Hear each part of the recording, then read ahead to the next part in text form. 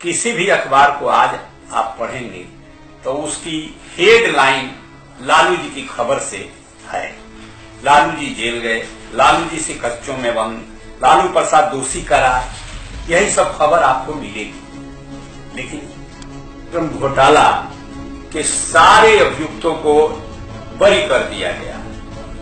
वह खबर आपने देखा होगा, किसी अखबार की, किसी समाचार पत्र की वह प्रमुख खबर नहीं बनी। किसी चैनल वालों ने उसको प्रमुखता से नहीं दिखाया। आखिर वह क्या था? घोटाला हुआ था, नहीं हुआ था, और नहीं हुआ था तो उतने लोग जेलों में लंबे दिनों तक क्यों बंद रहे? उनका हर जाना, उनको जो क्षति हुई है यह कौन देगा? एक से एक देश में घोटाले हुए, इतने बड़े बड़े घोटाले हुए, लेकिन लालू यादव जी को ही इस देश में निशाना क्यों बनाया जा रहा है? इस पर सोचना होगा। लालू यादव को निशाना बनाने का कारण मुझे लगता है कि जिन्हें वर्षों से जानवर बना करके रखा गया था, उनको जागृत करने का काम उन्होंने प्रारंभ किया बुलंदी के साथ, और वो भी मुख्यमंत्री की गद्दी पर बैठकर काम करना शुरू किया। मान को जगाने का काम लालू यादव ने किया। वो तमाम मनुवादी ताकतें एकजुट हुई और उन्हें लगा कि उनके साम्राज्य को अब लालू यादव छीन कर देंगे, और इसलिए लालू यादव को चारा घोटाला में फंसाया गया। लालू यादव तो चारा घोटाले के उजागर करता थे। उन्होंने तो FIR किया था। ऐसा क्यों हुआ यह आपको समझना होगा। इसके पीछे की साइकोलॉजी को समझना होगा, कंस्पिरेसी को, साजिश को और साइकोलॉजी को समझना होगा कि यह क्या बात है कि एक ही केस में जगन्नाथ मिश्रा को बरी किया जाता है और उसी केस में लालू यादव जी को दोषी करार देकर जेल भेजा जाता है।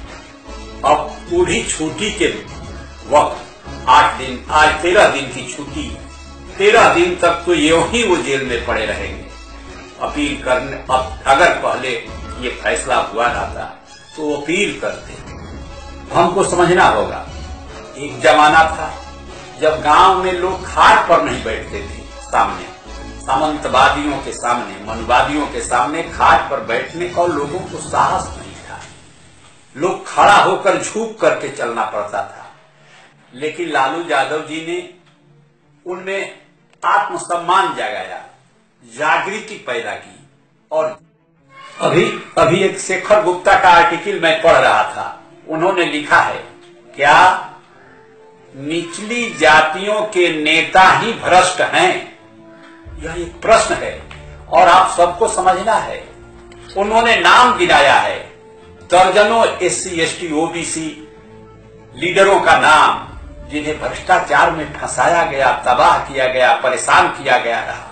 क्या ऊंची जात का कोई भी लीडर, कोई भी नेता भ्रष्ट नहीं है? तो शेखर गुप्ता के इस आर्टिकल से क्या यह नहीं लगता है कि देश में यह जात प्रधान देश है और देश में जाति को ही सामने रख करके सारे काम किए जा रहे हैं?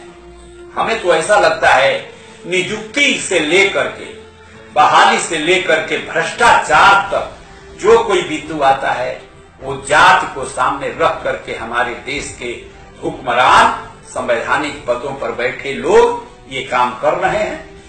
जहां तक न्यायालयों का प्रश्न है, तो जस्टिस कर्णन ने, कलकत्ता हाईकोर्ट के जस्टिस कर्णन ने तो यहाँ कई जजों पर भ्रष्टाचार के आरोप लगाए। माना कि जस्टिस कर्णन को सजा हुई, सुप्रीम कोर्ट ने सजा दिया, सजा के वो काबिल थे, माना। लेकिन क्या उन्होंने जो सुप्रीम कोर्ट और हाई कोर्ट के जजों पर जो भ्रष्टाचार के आरोप लगाए हैं, क्या वे जज निर्दोष हैं? क्या उन पर जांच भी नहीं होना चाहिए? ये लोग यह जानना चाहते हैं कि आखिर जस्टिस कर्णन ने जिन लोगों पर भ्रष्टाचार का आरोप लगाया, जजों पर, क्या वे भ्रष्ट नहीं थे? उनका भ्रष्ट आचरण नहीं था? क्या वो सचमुच में निर्दोष थे? यह कैसे साबित होगा? यह तो तब साबित होगा जब उसकी जांच होगी। हम तो चाहते हैं कि अपने को पारदर्शी साबित करने के लिए माननीय सुप्रीम कोर्ट के न्यायाधीशों पर जो आरोप लगे हैं, हाई कोर्ट और सुप्रीम कोर्ट के जजों पर जो आरोप लग रहे हैं, कई माननीय लोगों ने, कई अधिवक्ताओं ने भी लगाया है, तो उन्हें पारदर्शी साबित करना चाहिए, जांच होनी चाहिए।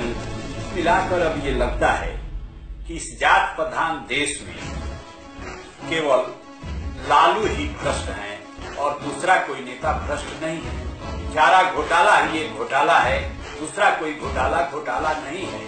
और यह केवल इसलिए कि लालू यादव पिछड़ी जमात में पैदा हुआ गरीब का बेटा। आज लालू जी जेल में गए हैं। जेल तो नेल्सन मंडेला भी रहे, 27 वर्ष गोरों की जेल में रहे। गोरों की जेल में वे क्यों रहे? गोरों के जेल में वे काले लोगों को मानवीय अधिकार दिलाने के लिए संघर्ष किया और संघर्ष की बदौलत उन्हें जेल में डाल दिया गया। अंत में विजयी हुए।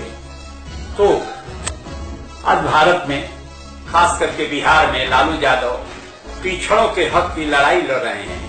जिन पिछड़ों को मानवीय अधिकार से वंचित किया जा रहा है, हजारों वर्षों से किया गया था, सब बाबा के द्वारा लिखे गए संविधान की वजह से जिन पिछड़ों को अधिकार मिलना प्रारंभ हुआ, आज उन्हें वंचित करने का प्रयास किया जा रहा है।